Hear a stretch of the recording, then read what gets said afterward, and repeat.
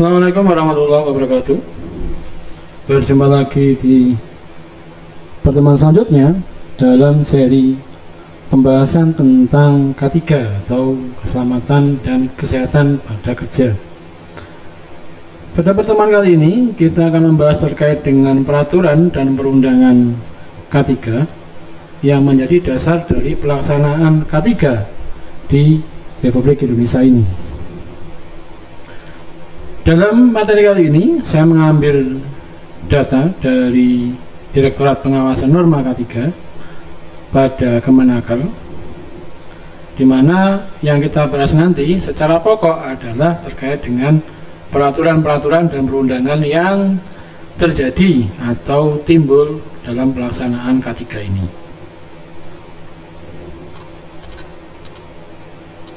Oke, kita masuk ke pengertiannya kembali. Kembali lagi ke pengertian dari keselamatan dan kesehatan kerja, di mana secara substansif pengertiannya adalah merupakan suatu upaya atau pemikiran atau penerapan yang ditujukan untuk menjamin keutuhan dan kesempurnaan baik jasmani maupun rohani tenaga kerja pada khususnya dan manusia pada umumnya, hasil karya dan budaya untuk meningkatkan kesejahteraan tenaga kerja. Ini mirip dengan pengertian pada bahasan sebelumnya ya. Pengertian secara filosofisnya dari K3 itu mirip dengan apa yang disampaikan di dalam pengertian ini, sehingga ketika diturunkan dalam pola pencegahan K3-nya atau pola pencegahan kecelakaannya, maka ada beberapa runtutan atau tahapan yang dilaksanakan dalam pencegahan kecelakaan, yaitu dimulai dari adanya peraturan, adanya standarisasi, kemudian pengawasan, penelitian teknik, penelitian medis, psikologis, statistik, pendidikan, training, persuasi, asuransi, dan terakhir adalah penerapan dari K3 itu. Dasar utama dari peraturan terkait dengan K3 adalah pada Undang-Undang Nomor 1 Tahun 1970 yang mengatur tentang ketenagakerjaan, di mana Undang-Undang Nomor 1 Tahun 1970 itu memiliki dua irisan terkait dengan pelaksanaan hukum yang ada di Indonesia, yaitu hukum perdata dan hukum pidana. Lebih khususnya lagi, ketika kita bicara pada hukum pidana, maka dia berkaitan dengan Undang-Undang Nomor 1 Tahun 1970, termasuk juga pelaksanaannya pada subsektor lex generalisnya dia.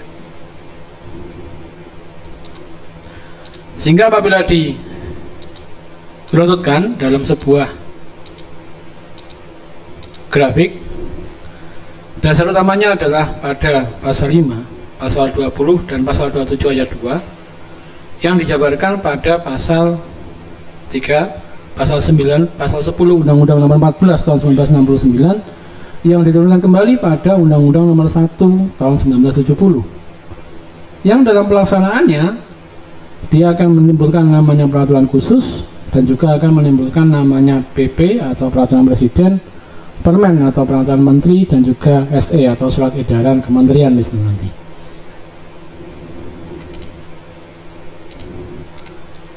Dasar hukum yang kedua yang menjadi dasar hukum utama adalah terkait dengan Undang-Undang atau Undang-Undang Dasar tahun 1945 pasal 27 ayat 2 yang menyatakan bahwa tiap-tiap warga negara berhak atas pekerjaan dan penghidupan yang layak bagi kemanusiaan.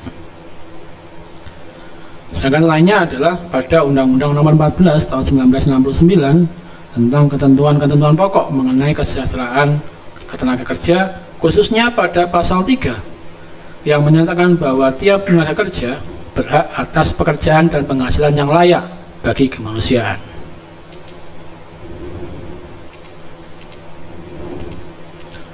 Dasar hukum lainnya masih berkaitan dengan Undang-Undang Nomor 14 Tahun 1969, ada di pasal 9 di mana menyatakan bahwa tiap-tiap tenaga kerja berhak mendapatkan perlindungan atas keselamatan, kesehatan, kesusilaan, pemeliharaan moral kerja, serta perlakuan yang sesuai dengan martabat manusia dalam moral agama. Dalam pasal 10-nya menyatakan bahwa pemerintah membina norma pelindungan tenaga kerja yang meliputi norma keselamatan kerja, norma kesehatan kerja, norma kerja, dan pemberian ganti rugi, perawatan dan rehabilitasi dalam hal kecelakaan kerja di situ. Inilah yang menjadi latar belakang dari Undang-Undang Nomor 1 Tahun 1970. Secara yuridis, dia berdasar pada VR 1919 Stable STBL number 406. Yang kedua adalah berkaitan dengan kondisi industrialisasi, elektrifikasi, modernisasi yang berkaitan dengan peningkatan dari insentif kerja dan juga pekerjaannya, termasuk juga latar belakang dari upaya preventif mulai dari perencanaan.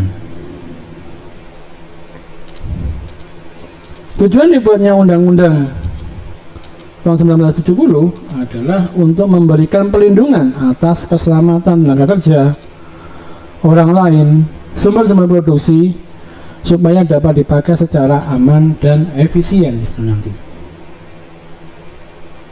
Sehingga dalam ruang lingkupnya Undang-Undang Nomor 1 Tahun 1970 dia mengatur ruang lingkup tenaga kerja baik di darat, di dalam tanah, permukaan air, dalam air maupun di udara.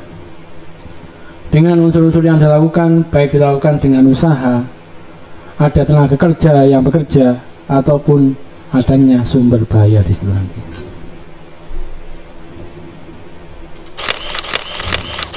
Dalam hal pengawasan di sini,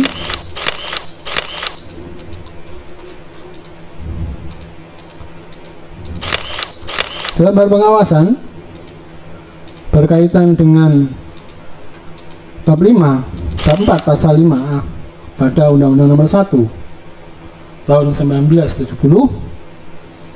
pengawasan pada K3-nya dilaksanakan atau diketuai oleh Menaker atau Menteri Tenaga Kerja, yang dilaksanakan oleh direktur di bawahnya, yang dibagi dalam beberapa subbagian seperti pengawas yang nanti dia berhubungan dengan dinas terkait, kemudian ahli K3 yang dia bergerak di luar kementerian, yang nanti dia berhubungan baik dengan pemerintahan maupun dengan swasta di sini, di mana swasta nanti itu dia akan mencakup baik industri maupun jasa. Kemudian dokter perusahaan atau dokter yang terkait dengan kecelakaan kerja seperti jam sostek dan sebagainya. Dan ada P2K3 atau panitia keselamatan dan kesehatan kerja tadi, yang dia berhubungan langsung dengan perusahaannya.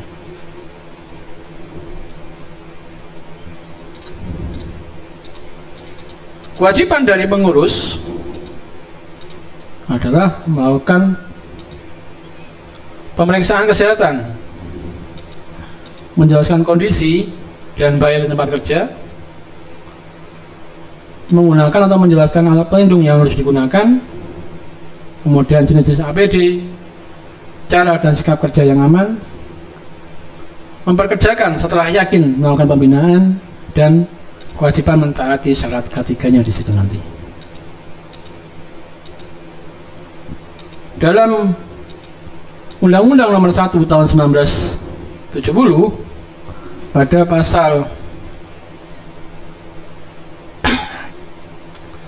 10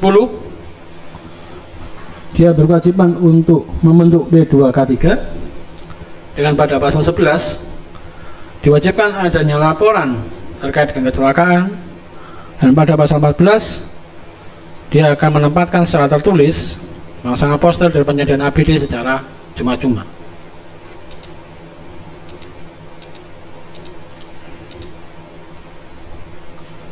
Dalam gambarannya seperti ini.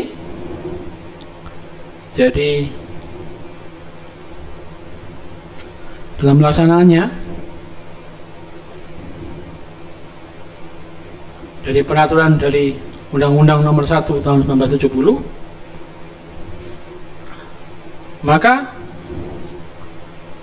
faktor penyebabnya dia akan kompleks berkaitan dengan bahan dan peralatan, proses produksi, cara kerja, sifat kerja, lingkungan kerja, dan SDM-nya.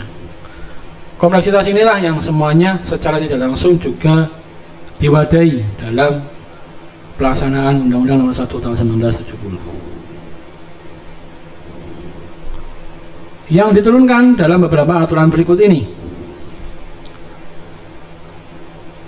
Peraturan-peraturan terkait K3 sebagai turunan dari Undang-Undang Nomor 1 Tahun 1970 yang terbagi dalam beberapa sub di sini. Yang pertama adalah terkait dengan personil, ada Permenaker Nomor 1 1976, Permenaker Nomor 2 1982 dan sebagainya. Terkait dengan peralatan, ada Permenaker Nomor 4 tahun 1980, Permenaker Nomor 5 1985 dan sebagainya. Kemudian untuk sistem dan kelembagaan sebagaimana tercantum di dalam slide yang ada. Sedangkan secara sektoral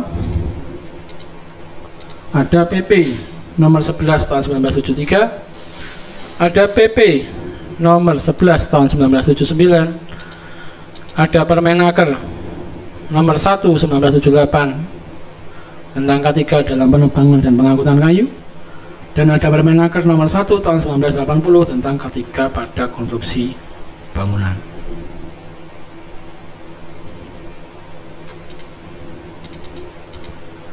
Dalam hal teknis, ada PP terkait dengan pestisida, ada PP Permenaker nomor 4 tahun 80 terkait dengan APAR, ada Permenaker nomor 2 tahun 1983 tentang instalasi alarm kebakaran otomatis, ada Permenaker nomor 4 1985 tentang perusahaan tenaga dan produksi dan sebagainya di situ nanti.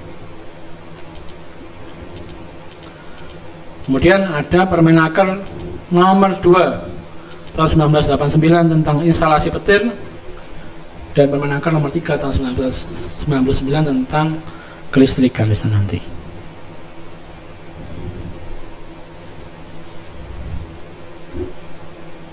Kemudian terkait dengan pelaksanaan pelatihan, ada beberapa peraturan yang berkaitan seperti Permenaker nomor 1 tahun 1988 terkait dengan syarat dan kualifikasi dari operator pesawat uap. Kemudian nomor 2 tahun 1982 terkait dengan kualifikasi rulas dan lain sebagainya.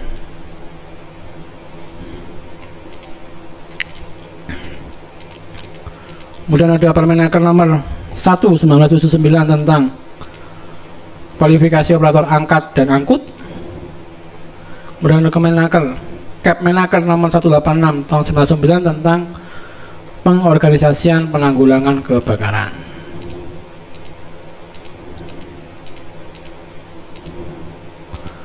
Kemudian terkait dengan SMK 3 ada Permenaker nomor 5 tahun 1996 tentang SMK 3 atau Sistem Manajemen K3.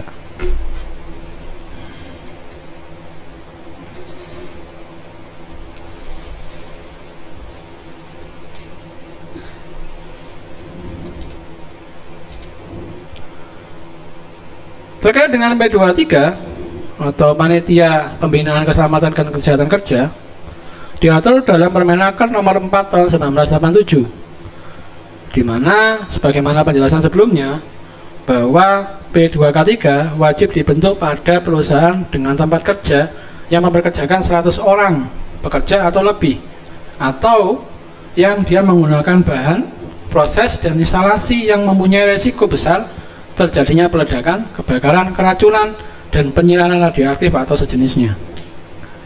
Keanggotaan P2K3 itu berasal dari unsur pengusaha dan juga pekerjanya, di mana sekretariat dari P2K3 merupakan ahli K3 dari perusahaan yang terkait. Organisasi P2K3 terdiri dari sekurang-kurangnya ketua, sekretaris, dan anggota, di mana fungsi dari ketua adalah untuk mengkoordinasi kegiatan P2K3 dibantu oleh wakil ketua. Dan sekretaris P2K3 dia mengkoordinasi tugas-tugas sekretariat dan melaksanakan keputusan P2K3.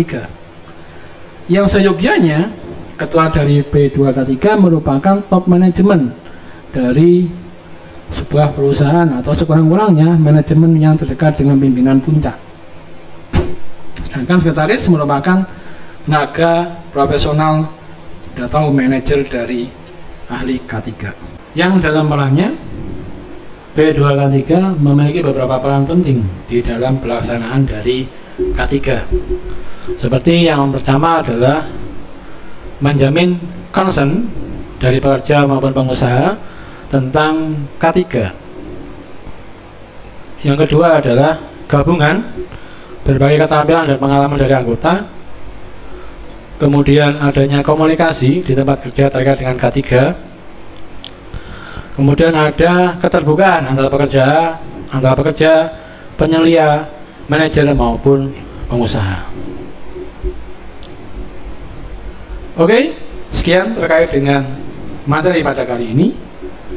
Kita akan berjumpa lagi pada section selanjutnya terkait dengan materi-materi lain atau topik-topik lain yang akan kita bahas masih berkaitan dengan K3. Saya akhiri dulu. Terima kasih. Wassalamualaikum warahmatullahi wabarakatuh.